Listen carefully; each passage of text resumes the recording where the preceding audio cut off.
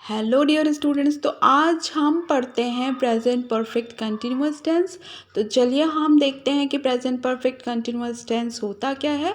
ये present perfect continuous tense में जो काम है वो प्रेजेंट में स्टार्ट है, मतलब वर्तमान में शुरू हो चुका है और वो अभी तक ख़त्म नहीं हुआ है, वह चल ही रहा है।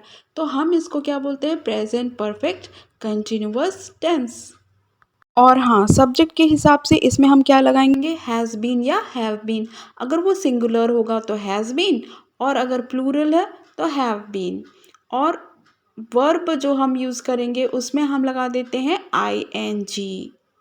एक बहुत इम्पॉर्टेंट बात ये कि जिस समय वो कार्य प्रारंभ हुआ है या जो वर्क है वो स्टार्ट हुआ है उसको हम कहते हैं पॉइंट ऑफ टाइम। तो पॉइंट ऑफ टाइम के पहले हमें सिंस, और अगर वो पीरियड ऑफ टाइम है मतलब लंबा समय है तो उसके सामने हम फॉर लगाएंगे।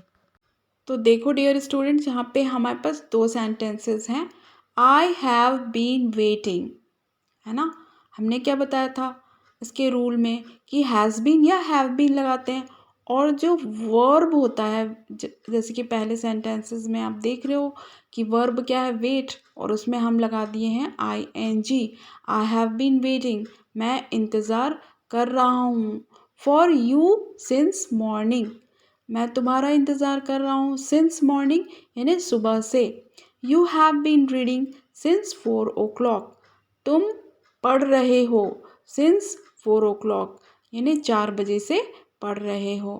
तो आई और यू के साथ हमेशा हैव ही लगता है ना, ये आपको याद रखना है। और यहाँ पे पॉइंट ऑफ टाइम बता सकते हो क्या? फर्स्ट सेंटेंस में पॉइंट ऑफ टाइम क्या है? मॉर्निंग, ठीक है। और उसके पहले हमने लगा दिया सिंस। और सेकेंड सेंटेंस में भी आप देख रहे हो पॉइंट ऑफ टाइम है 4 o'clock, और इसके सामने भी हमने क्या लगा दिया है? सिंस। तो चलिए देखते हैं हम नेक्स्ट 2 सेंटेंसेस, और ये है सिंगुलर, ठीक है। She has been watching TV for 2 hours, वह 2 घंटे से टीवी देख रही है। मतलब काम तो शुरू हो गया है लेकिन वो ख़त्म भी नहीं हुआ है। वह 2 घंटे से टीवी देख रही है, तो हम इसको कैसे बोलेंगे? She has been watching TV for 2 hours। और यहाँ पे देखो चौथा सेंटेंस है 2 घंटे से आंधी चल रही है। आंधी स्टार्ट हो चुकी है लेकिन अभी भी वो चल रही है, तो हम ये कहेंगे it has been blowing hard for 2 hours। तो यहाँ पे भी हमने देखा कि हैज़ बीन क्यों लगा है? क्योंकि यहाँ पे सिंगुलर है शी, तो शी हैज़ बीन वॉचिंग, और यहाँ पे इट हैज़ बीन लगा हुआ है क्योंकि इट जो है वो सिंगुलर हो गया। और आप देखो यहाँ पर आपको दिख रहा है पीरियड ऑफ टाइम 2 hours यानी 2 घंटे से, तो ये होता है period of time. Fourth sentence में भी आपको 2 hours दिखाई दे रहा है ना, तो यहाँ पे भी आपको क्या लगाना है? फॉर, ठीक है। तो 2 घंटा है या 2 दिन है या 2 महीने हैं या 2 साल हैं, तो ये या 5 साल है, तो इनको हम कहते हैं पीरियड ऑफ टाइम, और इनके सामने लगाते हैं फॉर। तो देखा आपने, जब सिंगुलर होता है ना सब्जेक्ट तो उसके साथ हैज़ बीन लगाएंगे, और सब्जेक्ट प्लूरल होता है ना, जैसे कि यहाँ पे बॉयज़ देख रहे हो और बर्ड्स देख रहे हो, ठीक है।